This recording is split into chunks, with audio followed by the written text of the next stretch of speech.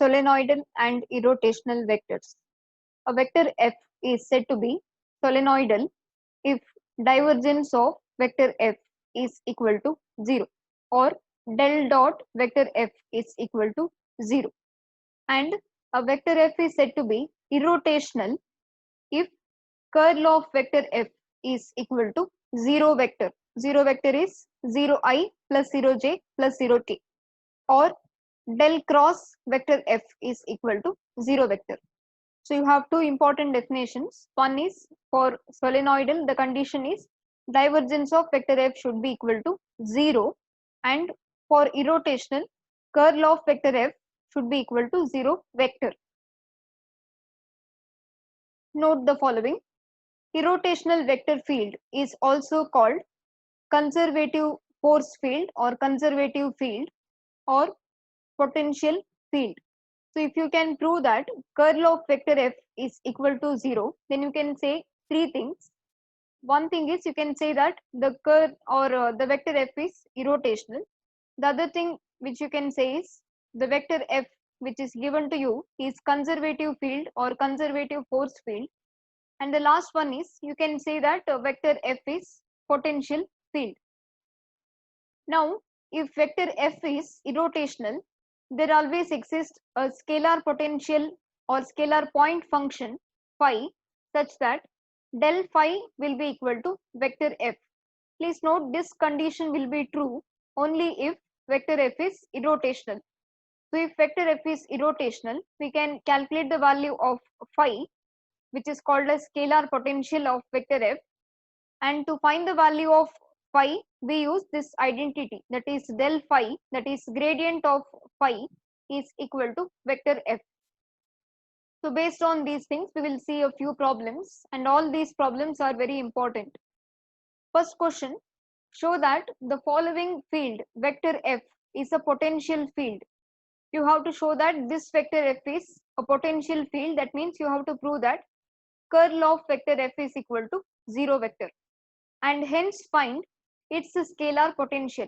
Scalar potential we have just seen, scalar potential is phi. So if you prove that the given vector field vector f is potential field, or if you can prove that curl of vector f is equal to 0 vector, then using this identity, that is del phi equal to vector f, we can find the value of scalar potential phi. So the given vector f here is vector f is equal to 2xyz square I cap plus x square z square plus z into cos of yz plus 2x square yz plus y into cos of yz k vector. So now first let's prove that the given vector field is a potential field. To prove that, we have to prove that curl of vector f is equal to 0 vector. So let's calculate curl of vector f. We already know what is the formula for finding curl of vector f, that is equal to del cross of vector f. So that will be equal to I into what is the ith component of del, that is dou by dou x, and the ith component of given vector f is 2x y z square. Then you have j, then you have jth component of del is dou by dou y, and jth component of given vector is x square z square plus z into cos of yz. Then you have k here, kth component of del is dou by dou z, and kth component of given vector f is 2x square yz plus y into cos of yz. So let's find that, that's equal to I into, now here let's leave the first column and the top row. So you have to find dou by of this entry here. So if you calculate that, dou by of this entry will be partial derivative of all these terms with respect to y. So first term, if you partially differentiate with respect to y, you get 2x square z. Then if you differentiate both these terms partially with respect to y, what do we get? We have to use product rule, because y is here, and here also you have y. So let's use product rule and solve it. So if you use product rule, first let me keep the value of y as constant, and if I differentiate cos yz with respect to y, what do I get? I get sin yz, then differentiation of, I'm so sorry, I'll get minus sin yz and differentiation of yz with respect to y. So that should give me z. So here what I will be getting is minus yz into sin yz. So I'm done with dou by dou y of this term. I have finished differentiating by keeping y fixed, and I have differentiated cos yz. So this is what I have got. Now let me keep the term of cos yz and let me differentiate y with respect to y. So that will give you 1.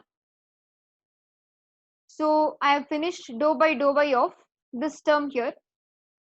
Let's close the bracket. Then after that, minus dou by dou z of the terms here. So let's see what will that be equal to. Dou by dou z of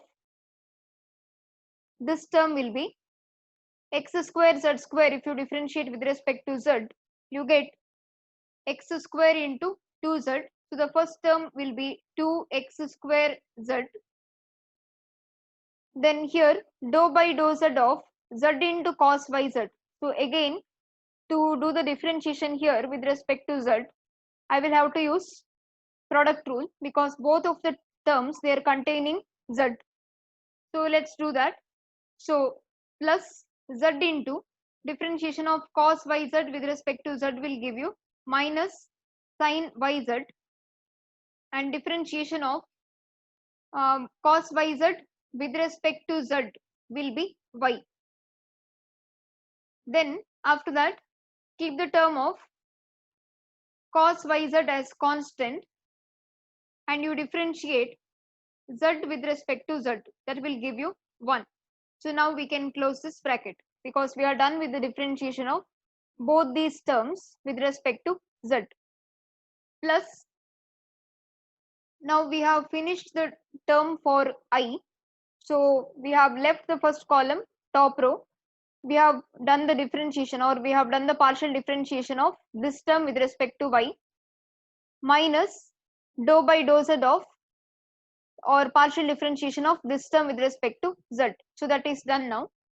Now minus j into, we have to leave the second column now and the top row, and we have to calculate dou by dou x of this term. So if you find dou by dou x of this term, what do I get? I get 2 into 2x, so I get 4xyz. And obviously here I do not have any term of x. So if I partially differentiate this term with respect to x, what should I get? I should get 0. So I am done with partial derivative of this term with respect to x. So dou by dou x of this is done. Minus, we have to calculate dou by dou z of 2xyz square.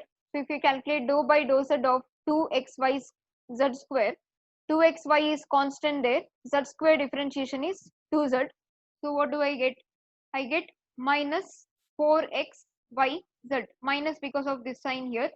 So I get 4xyz and 4xyz, which I can cancel. Plus k into, let's see what do we get here. We have to leave the last column now and the top row. So if you do that, you get dou by dou x of this term. So you have to partially differentiate this term with respect to x now. So your first term here will be 2xz square. Second term will be definitely 0 because there is no term containing x here. So if you partially differentiate the second term with respect to x, you should get 0. Minus, let's see the last term, dou by dou y of 2xyz square. So you are partially differentiating this term here with respect to y. So that will give you 2xz square. So 2xz square and this 2xz square will cancel. So you get these terms here. In the last two terms, obviously you get minus 0j and plus 0k. So let's see the first terms here. you have 2x square z, which can be cancelled with minus 2x square z. So I can cancel these two terms easily. Here I get minus y into z. So minus yz sine yz. Let's see whether we can cancel that term here. Here I get minus z into, please note there is a minus sign here. So here I get minus yz into sine yz, but already outside there is a negative sign. So it becomes plus yz into sine yz.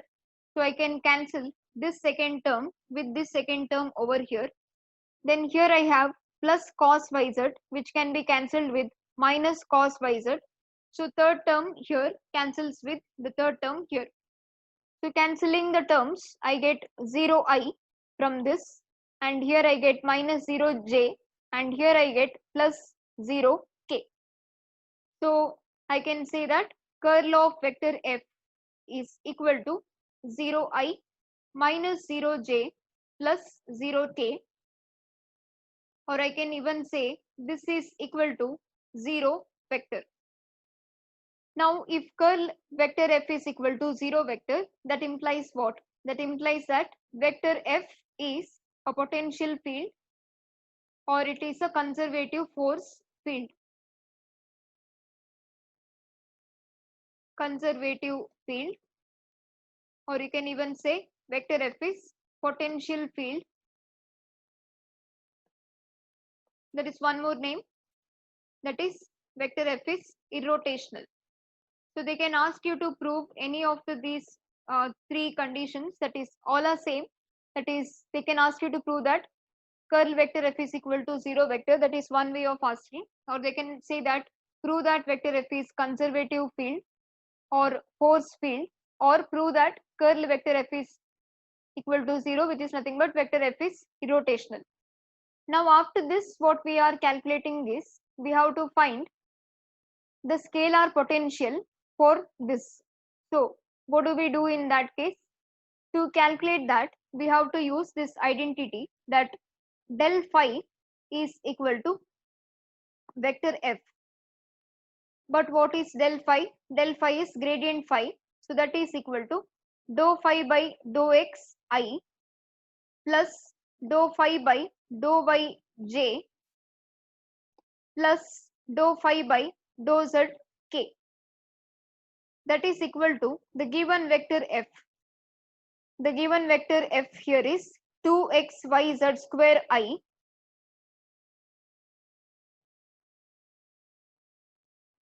plus the next term here is x square z square plus z cos yz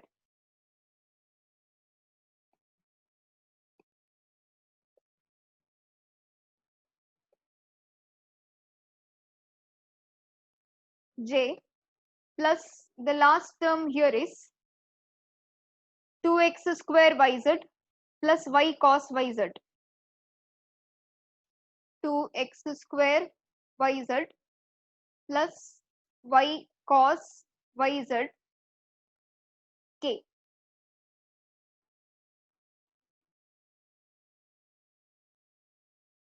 I don't have space here, so I'll write it here. K. Now let's calculate the value. Let's check again the terms. 2xyz square I plus x square z square plus z into cos yz, and I'm sorry, you get 2x yz square I plus x square z square plus z into cos yz j plus 2x square yz plus y into cos yz k vector. So now if you want to calculate the value of phi here, what can be done? We have noted this point that del phi should be equal to vector f. So what can be done here so that we can get the value of phi? To get the value of phi, what we do is we start equating the components here. So let's take the first component, or the ith component of the LHS, that is dou phi by dou x. We equate that with the ith component of RHS, which is 2xyz square. So what we get is, we get dou phi by dou x, and that is equal to 2xy z square. So if you equate this, you get the first condition, and using this you can get one answer for phi. So if you know what is the value of dou phi by dou x, how do you get the answer for phi? Phi will be equal to, you have to take this derivative, that is dou by dou x, to the RHS. So if you take this derivative to the RHS, it becomes integration of 2x y z square with respect to x only. So you have to integrate this term with respect to x now. So if you integrate this term with respect to x, what do you get? You get 2y z square, and integration of x with respect to x is x square divided by 2. Please note here the terms of y and z, they are treated like constants. So after the integration, since it is an integral without any limits, we have to add a constant here, and that constant here will be f1 of, you can take just f, no problem, f1 of which two variables were constant here, the variables y and z. So this is how you write the value of phi for the first case. You integrate with respect to x while treating the variables y and z as constant. So the constant here will be called as f1 of y comma z. So this is the first answer for phi. Let's call this as equation number 1. Now you can compare the jth components here. The jth component here is dou phi by dou y. If you equate that with the jth component of the RHS, you get dou phi by dou y, and that is equal to x square z square plus, what do you get here? You get z into cosine of yz. Now if you solve this further, here to calculate the value of phi, you have to take the derivative dou by dou y to the RHS. So what will be phi equal to? Phi will be equal to integration of x square z square plus z into cos of yz. You have to integrate both these terms with respect to y. That will be equal to x square into z square. Both these terms are constants now. Integration of this term with respect to y will give you x square z square into y plus z into cos of yz. Z is a constant here. Integration of cos of yz with respect to y. If z is a constant, integration of cos yz will be equal to sine of yz divided by the constant. What is the constant here? The constant will be z, because you are integrating with respect to y. Plus, now what else do we need to add? When you are integrating this particular equation, or when you are integrating this particular term, you have treated two variables as constant, and those two variables are x and z. So here the constant will be f2 of x comma z. So this is the second answer for phi. You can maybe further simplify this. So you can write phi is equal to x square z square into y. Cancelling that z, I get sine of yz plus I get f2 of x comma z. Now let's see the last one, that is when you equate the kth components, you get dou phi by dou z, and that will be equal to your RHS kth term, kth component term, that is 2x square yz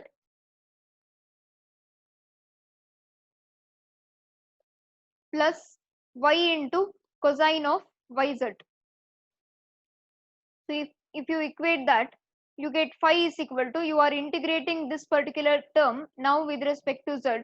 So you get 2x square yz plus y into cosine of yz, and you are integrating now with respect to z. So if you do that, what will be your answer? Your answer will be equal to, you are integrating with respect to z now, so you get 2x square y as constant. Integration of z with respect to z will give you z square by 2. So that will cancel 1, 2 which you get here. So cancelling 2, you should be getting x square y into z square plus y into cosine of yz. If you integrate cosine of yz with respect to z, you should be getting sine of yz divided by, since you have done the integration with respect to z here, this term gets divided by what?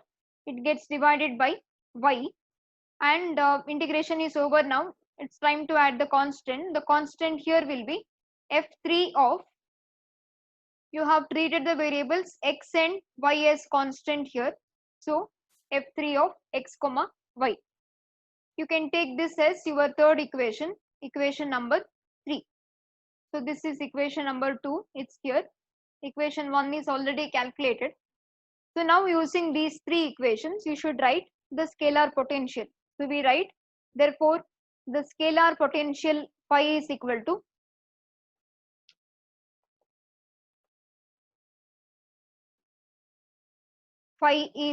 to what? Let's see. So to find the value of phi, you have to check all the three equations and then write the terms. So instead of taking this as equation 1, I'll take this as equation 1 because I'm so sorry, I made a mistake here. This is only your equation, you have to take it as equation 1. This is equation 1. Now let's see which are the common terms which we get in all the three equations and check if there is a common term. So the first term in equation 1 is, cancelling this 2 and 2, I get x square y z square. Let's see whether that term is present in equation 2. I have x square y z square, and here also I have x square y z square. So there is one common term, that is x square y z square. So I'm finished writing this term. So I'll just put a cross mark here. This term is done. And here also I have finished taking the first term. Then in equation 1, no term is remaining. I have only f1 of y comma z. So let's see whether I can get some suitable value for this f1 of y comma z. Now in equation 2, this term is done. Sin yz is remaining. Let's see whether I get sin yz in equation number 3. In equation 3, after cancelling this y and with this y, I get what? I get sin yz. So sin yz is present in equation number 2 here and in equation number 3.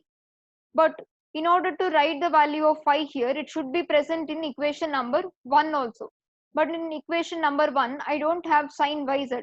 But what do I have? I have f1 of y comma z. So what I can do is, I can assume that, or I can say that f1 of y comma z can be equal to sin yz. So if f1 of y comma z takes the value sin yz, then what do I can write here? I can add the term sin of yz, because then it will be present in all the three equations. So I am done with sin yz here, and here also I am done with sin yz, and f1 is also over because I have put the value of sin yz for f1 of y comma z. Now let's see what else do I get. f2 of x comma z is present in equation number 2, and in equation number 3 I have f3 of x comma y. But I don't have f2 of x comma z. Means what? f2 of x comma z is a function which contains two variables x and z. There is no such term which is available or which I can use from equation 1 and 3 so that I can get the answer for f2 of x comma z. So f2 of x comma z here will be equal to 0 because there is no function which contains only variables x and z. Then now what else do I have?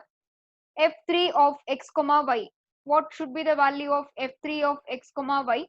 f3 of x comma y should also be equal to 0. So please note, writing these three function values is optional. So what we write in case of scalar potential is, first we look for the common term which is present in all the three equations, and that common term here is x square y z square. This term was present in all the three equations. So we write that term once. After that, we start looking for the terms which are present in two equations. So here sin yz was present in second equation as well as in the third equation. So we wrote sin yz once, and in first equation this term, that is f1 of y comma z, could be having, or this particular term can take the value sin yz. So I have written f1 of y comma z is equal to sin of yz. Now let's see whether we get some more common terms in two equations, and there were no other common terms in the two equations, only functions were remaining, that is f2 of x comma z and f3 of x comma y. Since I couldn't get any suitable values for f2 of x comma z and f3 of x comma y, we have assumed that both of these functions will be equal to 0.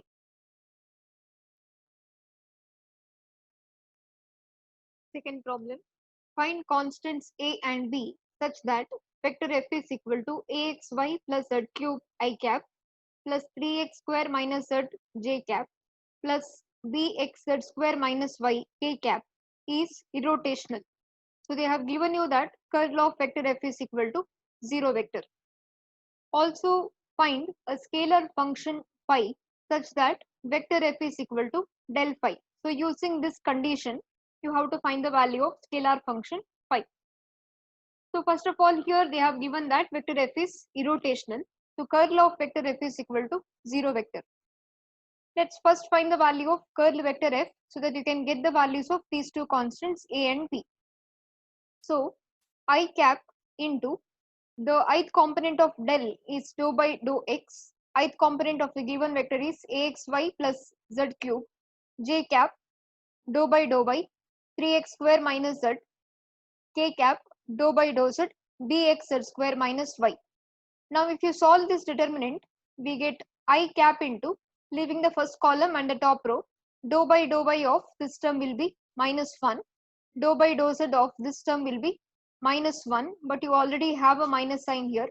Minus j cap into, leave the second column, top row, dou by dou x of this term will be bz square. Then dou by dou z of this particular term will be 3z square with the negative sign because of this term here, plus k cap, that is leaving the third column and the top row, dou by dou x of this term will be 6x minus dou by dou y of this term over here will be ax.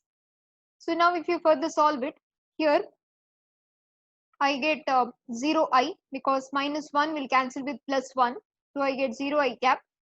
Here I get z square is the common term, I have written that here, please note it.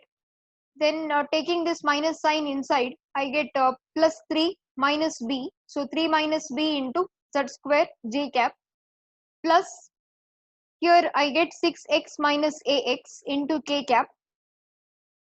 So after this, after solving it further, you get 0 I cap plus 3 minus b into z square into j cap plus 6 minus a into x into k cap. But what is the value of curl of vector f? Curl of vector f is equal to 0 vector. So that's equal to 0 I plus 0 j plus 0 k. So now you can start equating the components here and get the values of a and b. So I component we do not have to consider. Considering the j components, we get 3 minus b equal to 0. If 3 minus b is equal to 0, that will imply that b is equal to 3. Then after that, we have the kth component here. K component here is 6 minus a. Equating 6 minus a to 0, I get the value of a as 6. So I have a equal to 6 and b is equal to 3. Now substituting the values of a and b in the given vector f, we can rewrite vector f again. You can do that or you can skip that step. I have skipped the step here. So now here what we have to calculate is the scalar potential phi. In order to find the scalar potential phi, we use two things. One thing is curl of vector f should be equal to 0 vector, and the other condition which we can use now here is del phi should be equal to vector f. So using this particular condition, we calculate the value of scalar potential phi. What is del phi? Del phi or gradient phi is equal to dou phi by dou x I cap plus dou phi by dou y j cap plus dou phi by dou z k cap. Vector f, after substituting the calculated values of a and b, this is how you get vector f, that will be equal to 6xy plus z cube I cap plus 3x square minus z j cap plus 3x z square minus y into k cap. So let's solve them. Now what we want to calculate is the value of phi. If you want to calculate the value of phi, what we can do is we can equate the components here. So equating the ith component of the LHS with the ith component of the RHS, I get dou phi by dou x equal to 6xy plus z cube. And by solving this equation, I can get one solution for y. So how do you get the solution for y or for phi? By using this equation. To get the solution for phi, what we have to do here is take the derivative dou by dou x to the RHS. So it becomes what? It becomes integration of 6xy plus z cube. Integrate this term with respect to x. If you integrate the term with respect to x here, keeping the term of y and z as constant, what I get is 6y into integration of x with respect to x is x square by 2 plus integration of z cube with respect to x will be z cube into x. And while calculating this, I have kept two variables as constant. So after this integration, please note this integration does not have any limits. So I have to add a constant here, and the constant which I add here will be plus. I have kept the two variables, that is variable y and variable z as constant. So I will write the function as f1 of y comma z. If you want, you can just take f of y comma z, even that is fine. Or if you want, you can further simplify this, cancelling this 2 with 6, I get 2 1, and here I get 3. So I get 3yx square plus z cube x plus f1 of y comma z. So this is my first answer for phi. So I got this answer by equating the ith component with the ith component. Now let's equate the jth component here with the jth component here. So I get dou phi by dou y as 3x square minus z. So if I want to get the answer for phi from this now, what I have to do is I have to take the derivative dou by dou y to the RHS. So I get phi equal to integration of 3x square minus z with respect to y. So if you do this integration, here you get 3x square into y minus z into y. And which two variables are constant here? The two variables which will be constants here are f, x and z. So here we write the constant as f2 of x comma z. So let's take this as equation number 2. So you got the second solution for phi. Now let's equate the third components or the k components of LHS with the RHS. So you get dou phi by dou z equal to 3xz square minus y. So this is what I have written here. So now to find the value of phi, I have to send the partial derivative z to the RHS. So I get phi equal to integration of 3xz square minus y with respect to z. So if I do the integration here, I get 3x into integration of z square is z cube by 3 minus y into z. So now when we were doing the integration over here, what we have done is we have added or we have taken the constant term f3, and which two variables should be considered here? You have done the integration with respect to z. The constants are x and y, or the constant function here is f3 of x comma y. So this is equation number 3. Here also you can cancel this 3 and 3, so you get xz cube. So now using all these three equations, you should get the answer for phi. You should get a single solution for phi. So how do you get that? To get that answer, first look at the RHS of equation number 3 or equation, all the three equations. and decide or check whether you have a common term in all these three equations. So here I have 3x square y. It is present in second equation, but I don't have it in the third equation. So what I will do is, I will write the first term as 3x square y, but it was not present in the third equation. You can see that that term is not present here. But for which term I can put the value 3x square y in equation number 3. In equation number 3, I have the term f3 of x comma y. What do you mean by f3 of x comma y? It's a function containing two variables x and y. So f3 of x comma y can take the value 3x square y. So here I write 3x square y. So now it is like 3x square y is present in all the three equations. So I could write the value of 5. So 3x square y has been taken from equation 1. I have taken it from equation 2. And here I have used f3 of x comma y to put the value of 3x square y. Let's see the next term. Here I have x into z cube, or I have z cube into x. Now z cube into x is not present in second equation, but it is present in the third equation. So what I will write next is, I will add the term x z cube here. But it was not present in which equation? In the second equation. So in second equation, for which term I can assign the value xz cube? I can use this function f2 of x comma z. f2 of x comma z means what? It is a function containing two variables x and z. So f2 of x comma z can take the value, or f2 of z comma x can take the value x into z cube. So now I am done with xz cube here, and here also I am done with that term xz cube. Now let's see equation 2 and equation 3. In equation 2 I have a term that is minus yz. Here also I have a term minus yz in equation number 3. So minus yz is a common term now. So let me write minus yz. But this term was not present in one of the equations. And which is that equation? That is equation number 1. But in equation number 1, I have the term f1 of y comma z. That means what? It's a function containing two variables y and z. So here for f1 of y comma z, I can put the value minus yz. So now minus yz is present in all the three equations.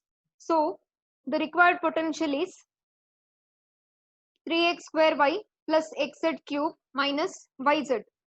So I can say that the required scalar potential is phi equal to 3x square y plus xz cube minus yz.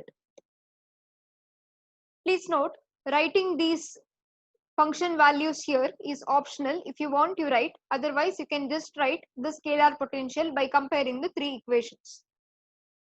Let's see the last problem. The last problem is, if vector f is equal to x plus y plus az into I cap plus bx plus 2y minus z into j cap plus x plus cy plus 2z into k cap, find a comma b comma c such that curl of vector f is equal to 0 vector, and then find phi such that vector f is equal to del phi. Now they have given that curl of vector f is equal to 0 vector. So curl vector f is equal to del cross vector f. Write the formula. So taking the cross product, we get I, and all these things we get here. Let's solve it further. So I into, leave the first column and the top row, dou by dou y of this term will give you C, minus dou by dou z of this term here will give you minus 1, but you would already have a negative sign. So minus of minus 1, you should get plus 1. So what you get is C minus of minus 1, which is equal to C plus 1. Minus j cap into, leave the second column and the top row, dou by dou x of this term will be 1. Then minus dou by dou z of this term will be a. So I get 1 minus a here.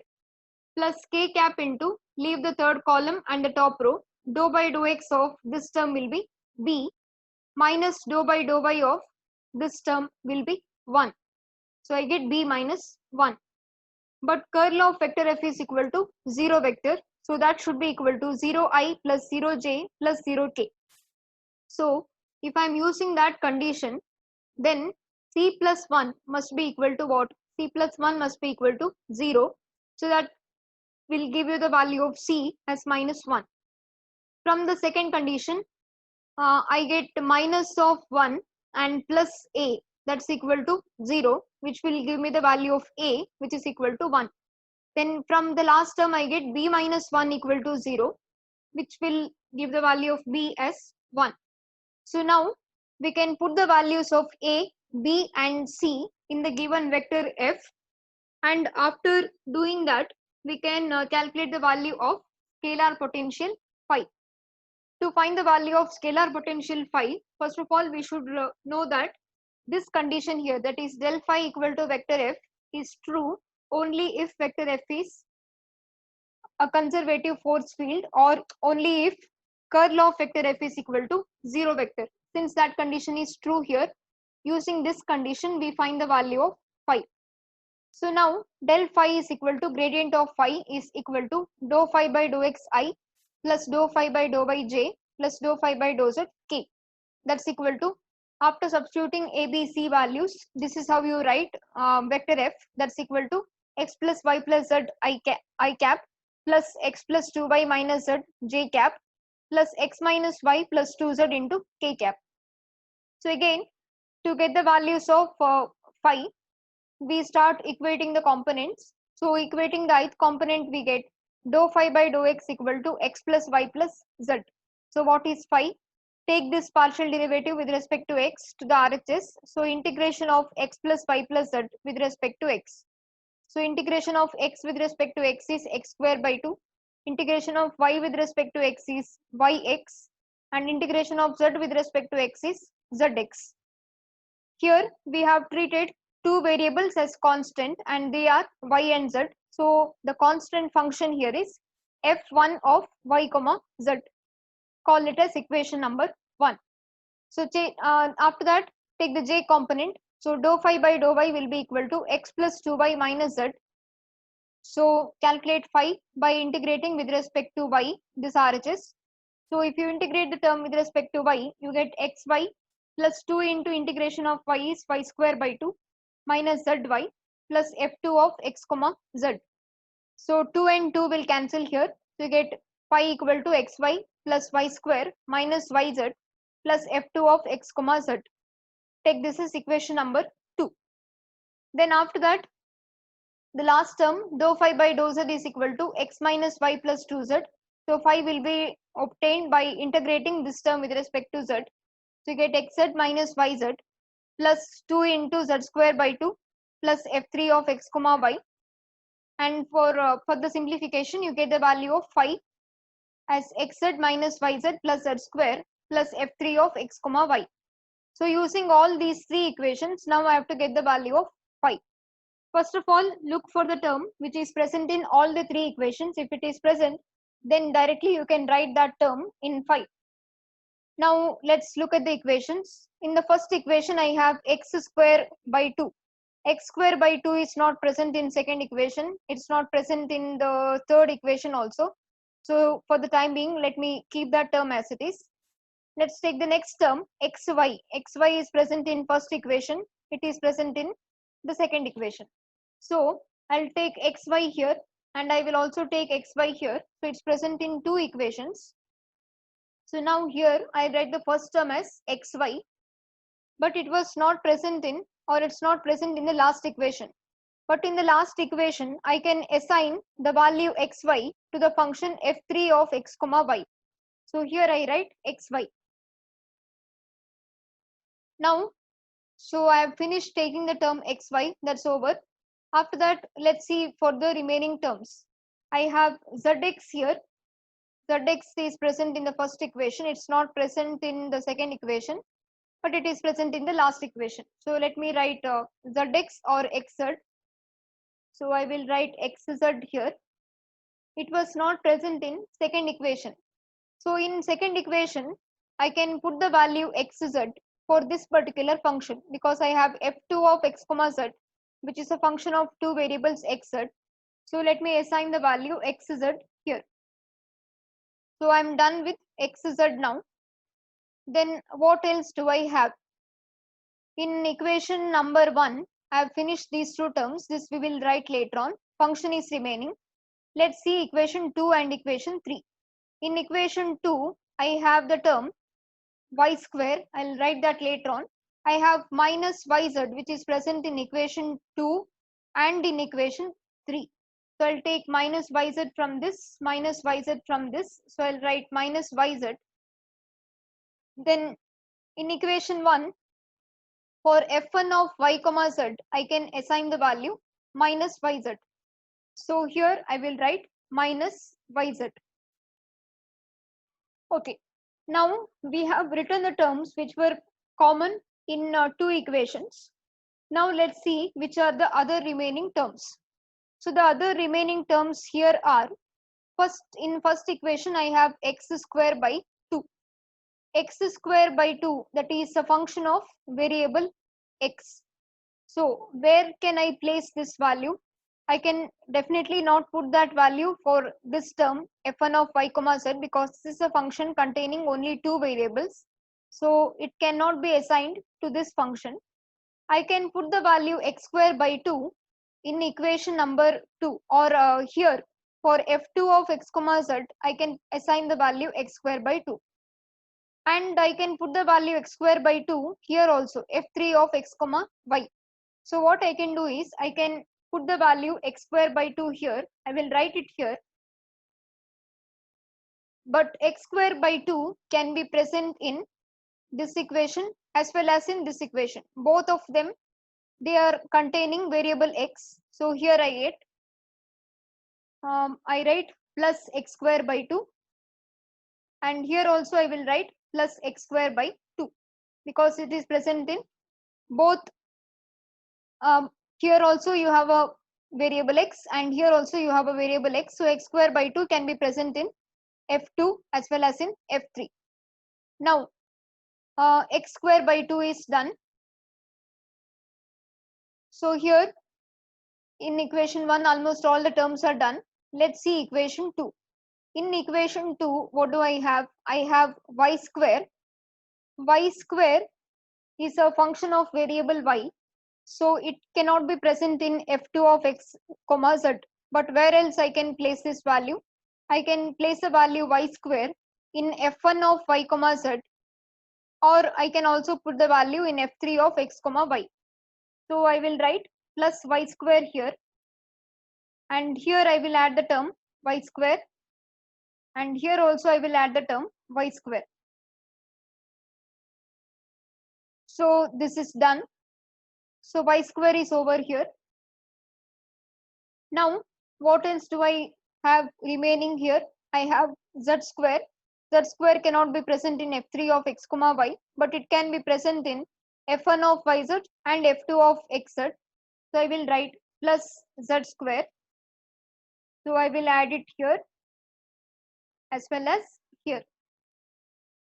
So this is what I get, the value of phi s, or scalar potential phi is equal to xy plus xz minus yz plus x square by 2 plus y square plus z square.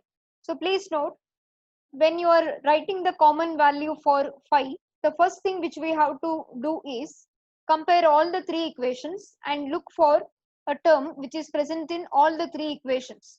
Here no such term was found. So the next thing which we have to do is we have to check, or we have to look for those terms which were present in two equations.